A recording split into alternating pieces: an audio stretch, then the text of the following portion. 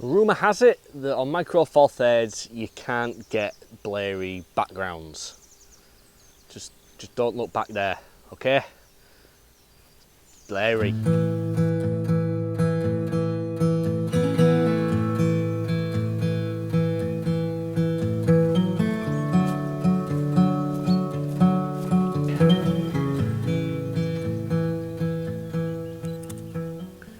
So today's video is all about macro photography, getting nice and close to your subject, blurring the backgrounds out. Spring has just about sprung, there's lots of spring flowers around, there's some seeds appearing on the trees, there's lots of insects landing on me, so hopefully plenty of macro subjects available in these woods today. So let's get stuck in and see what we can do with blurring some backgrounds out with a macro lens on my Olympus EM1 Mark II.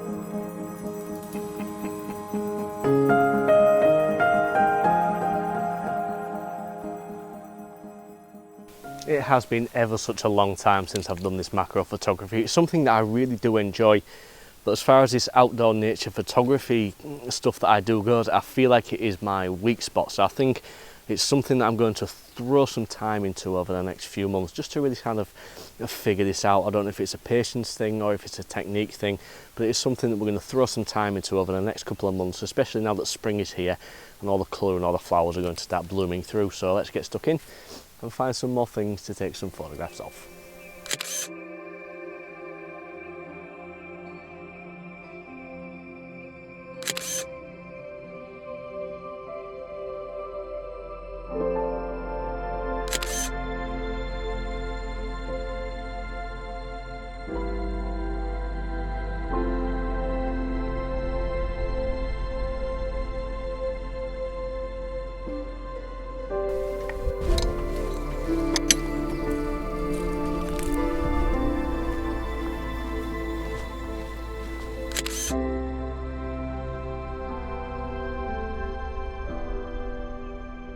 So along the track where I've just been shooting, there is some bluebells starting to appear either side, but I kind of left them alone because I've got an idea for a video around them in a couple of weeks. It still looks as if they need a little bit more time to become a full carpet, so I thought, well, we'll just leave them alone. So we've come now into the field where I've shot many times on this channel before. The first time ever though, there is a bunch of sheep staring at me over there. I've never seen sheep in this field before, as well as a new bungee cord around the gate, which I presume is to keep the sheep in, because sheep can't use bungee cords on gates, of course. Well, sheep can't use gates anywhere. I'm not too sure what the bungee cord's achieving, but it's achieving something. So I'm going to have a wander around in this field and just see if we can't find anything interesting to shoot with the macro lens. I should talk about the macro lens really. This is the Olympus f2.8, it's a 60mm. It's got a fun little switch on the side there. If you press it that way, it cheat sheets you all the way to one-to-one photography. So if you put it in manual focus mode, all you have to do is drop the camera back and forth and you get one-to-one macro photography. Quite a clever little gizmo.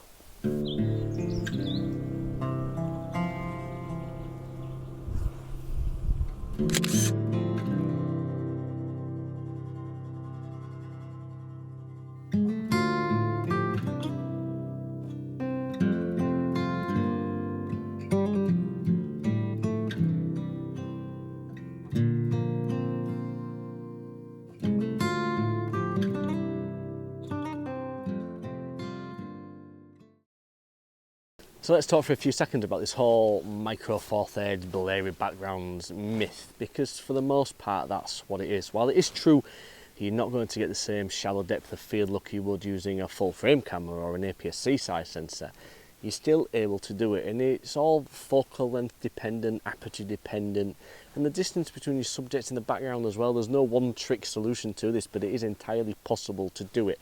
I tend to use longer focal lengths, wider apertures, and I get nice and close to the subjects, and that gives me the ability to blur the backgrounds out no matter what centre size I'm using. Granted, it's taken a little bit of figuring out. I have to shoot a slightly zoomed in look on this Micro Four Thirds system, but I'm still able to do it.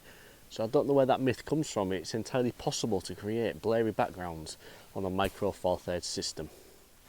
Alright, so I know I said that I was going to leave the bluebells alone, but I kind of figured that if I'm doing macro photography, then a macro photograph of one bluebell, it's okay, it's not cheating. The idea for the other video is to get the wider shots with the woodland and the carpet of bluebells, but a macro photo, it's not cheating. And we've got one just down here, we've got the flower facing towards us, so I'm going to throw the camera into 1:1 macro shooting mode. Right, so let's have a look, let's see what we can do. So I've kind of got a vertical, this is twisty,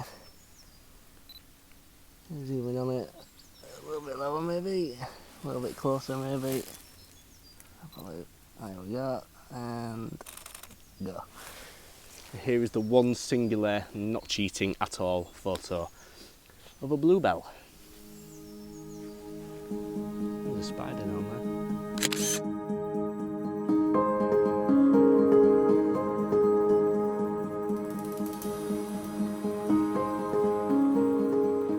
So thank you very much for watching today's video. I do hope you enjoyed it. I kind of feel as if I've got used to this macro lens a little bit more than when I came out. I think the photos have got a little bit better as the day has gone on. It's maybe just me getting back into the swing of using a macro lens again. It's been some time since I've done that.